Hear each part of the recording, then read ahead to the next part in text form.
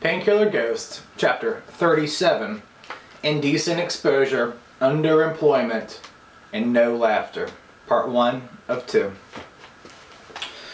This is the next day, now, and this is how it is.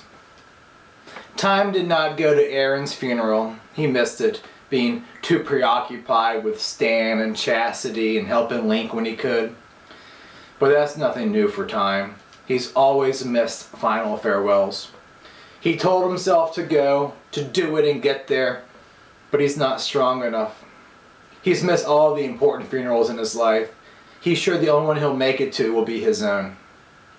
He wants to go see Aaron's grave, take a picture of it, leave some flowers. He has his camera with him, and in his right hand he has some plastic flowers. The flowers were given to him the other day by the manager of the grocery store.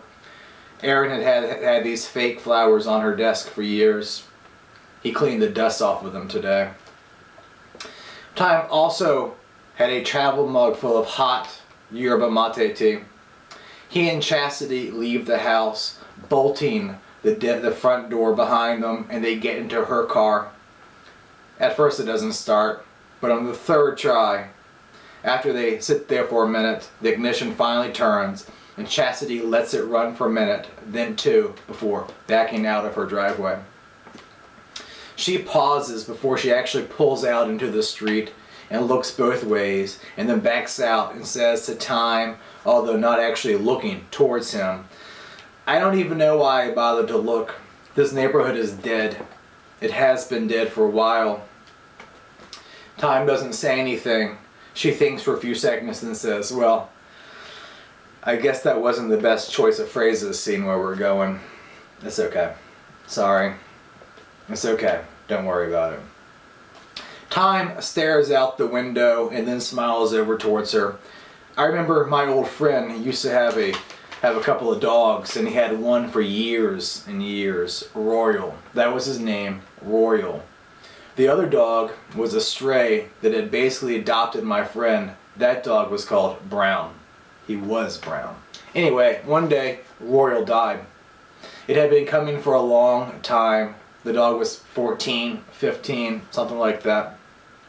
The thing is, all those years when Royal was alive, I kept on forgetting his name. I called him King or Prince or even Brown. For some reason, I could never get it right. Maybe it was all the drugs we were on. Then, after Royal died, whenever I come over to visit Tony, that was my friend, Tony, I'd always call Brown by the wrong name. I'd say, "Come here, Royal. Good Royal. I have a treat for Royal." And the dog Brown would just stare at me, just look at me. And Tony would get all quiet. I know it bothered him. And it happened time after time. I could never get it right.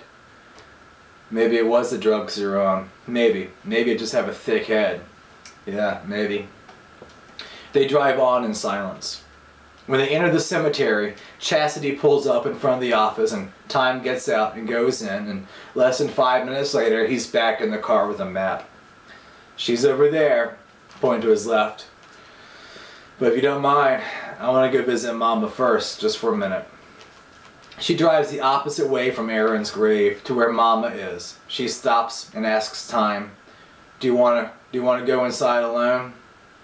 "Do you mind if I do?" "Of course not." Time gets out, leaving his camera and Aaron's plastic flowers in the car, and he walks to Mama's grave carrying the travel mug full of warm yerba mate.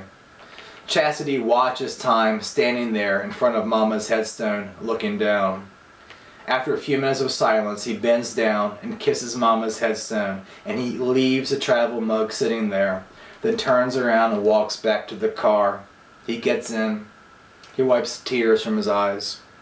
Chastity wipes a tear from his bearded cheek and says, "You okay?" No. "Let's go. That way." She moves her hand from his cheek and turns the car back on.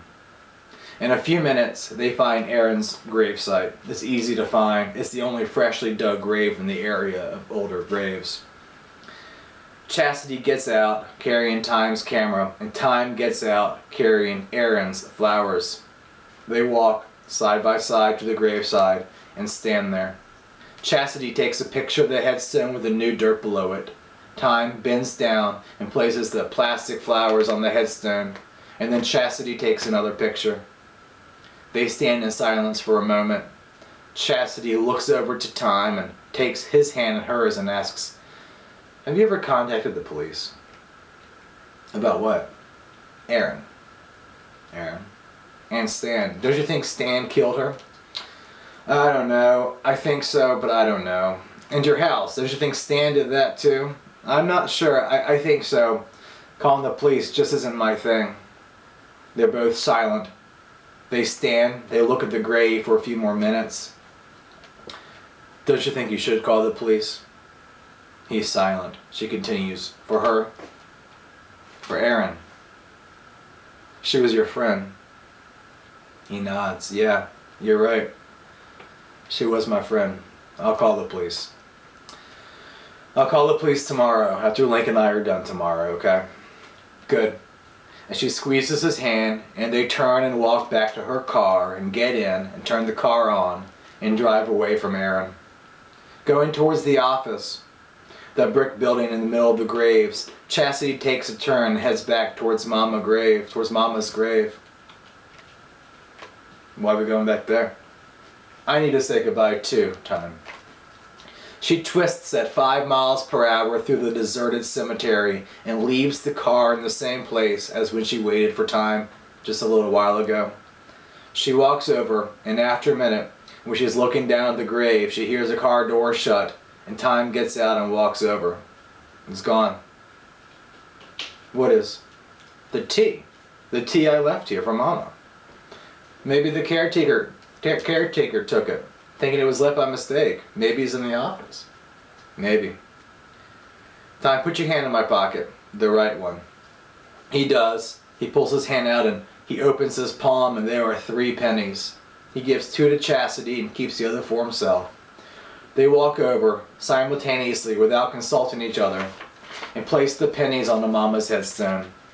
Time places his one first, and then Chastity places her 2 on top of his. Then they turn and walk back to the car. Chastity, a virgin, not an angel, and Time, a bearded, skinny skeleton. The car starts on the 3rd try again, and they drive off. Link's not going to be over tonight. Is he mad at you? Mad at me? Why? For not working for him as much recently. He understands. Besides, it's not my job. I think he has a date. He is, as they say, the trash man, baby. Baby, he's the trash man. Time stops and smiles and rubs his beard. He'll be by in the morning for me. 3 blocks from home, Time, wordlessly, reaches over and taps Chastity's shoulder, getting her attention, and she turns, and not a half block away, they see Mama, standing there, staring in their direction, in the cold, alone, and holding the travel mug of tea that Time had left for her on her headstone. She's looking at them, but not making eye contact. She's not smiling, but she's not frowning. She's just looking at them. And all they can do is stare back at Mama on the street corner, lost in her 1,000-yard stare. Steam is rising from the tea mug, but she never lifts the mug to drink it. Steam is rising in the cold winter air, but no steam is coming from Mama's mouth. Suddenly, and still without blinking or taking her gaze from them, she turns and starts to walk off. By the time Chastity and Time reached where she was, where Mama just was, not 20 seconds later, she's gone. She's nowhere in sight. Later that night, Time takes a sleeping pill and sinks into oblivion on the sofa as Chastity sits on the other end and smokes a joint, watching the news. And in a way, she's waiting for Mama.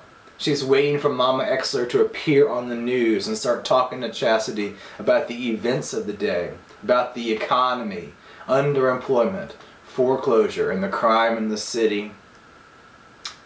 But she never does.